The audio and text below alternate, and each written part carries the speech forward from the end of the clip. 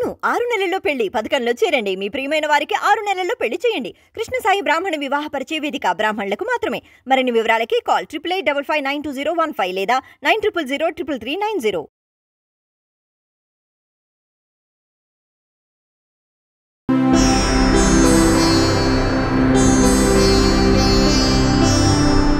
ఓం సదాశివసమారంభాం వ్యాసశంకరమధ్యమాం అస్మదాచార్యపర్యంతాం వందే గురు పరంపరాం.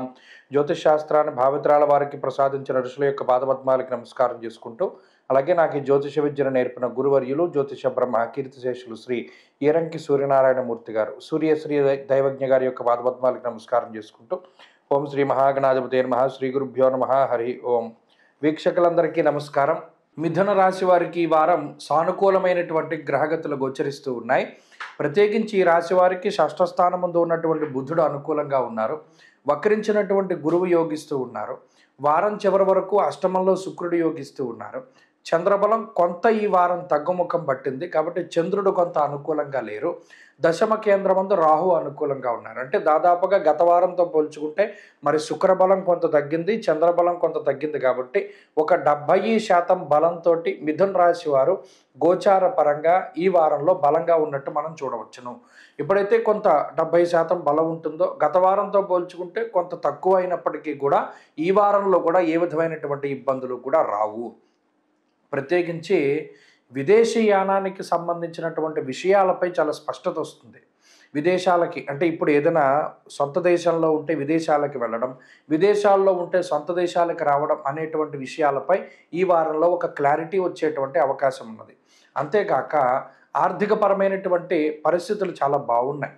ఆర్థికంగా కొంత ఉన్నతమైనటువంటి పరిస్థితుల్లోకి రావడము, అలాగే వెసులుబాటు దొరకడం, ఏదైనా ఒక పరిమితమైనటువంటి ఖర్చు ఏదైతే మీరు అనుకున్నారో అదే పరిమితమైన ఖర్చుతో కార్యక్రమాన్ని పూర్తి చేయగలగడం, ఎక్కడా కూడా బడ్జెట్ దాటకుండా, అంటే కొంత క్రమశిక్షణతో కూడి ఉన్నటువంటి ఖర్చుని ఈ రాశి వారి వారం పెట్టుకోగలుగుతారు.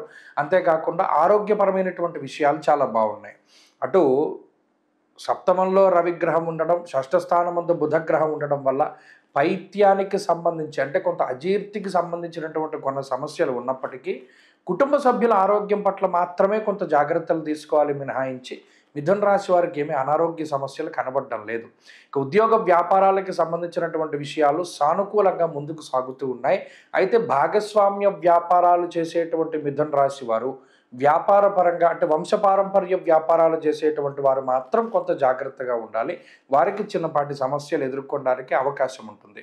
అంతేకాక కుటుంబ సభ్యులతోటి కొంత సమయాన్ని గడిపేటువంటి అవసరం ఈ వారం గోచరిస్తూ ఉన్నది. కొంత అవసరం వస్తుంది, వారితో కొంత టైం స్పెండ్ చేయాలి అనేటువంటి పరిస్థితులు వస్తాయి. ఆ ప్రకారంగానే ముందుకు వెళ్ళగలుగుతారు. అలాగే విద్యార్థులకి గ్రహగతులు సాధారణంగా గోచరిస్తూ ఉన్నాయి.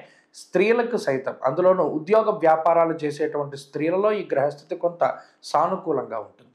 మిథున రాశి వారి ఈ వారంలో మరింత అనుకూలమైనటువంటి ఫలితాన్ని సాధించడానికై విఘ్నేశ్వరుని యొక్క ఆరాధన అధికంగా చేస్తూ ఉండడం చెప్పదగినటువంటి సూచన. ఈ వారంలో కలిసి వచ్చేటువంటి రోజు గురువారంగా చెప్పవచ్చును. అదృష్ట సంఖ్య 9, అదృష్ట వర్ణము లేత పసుపు రంగు.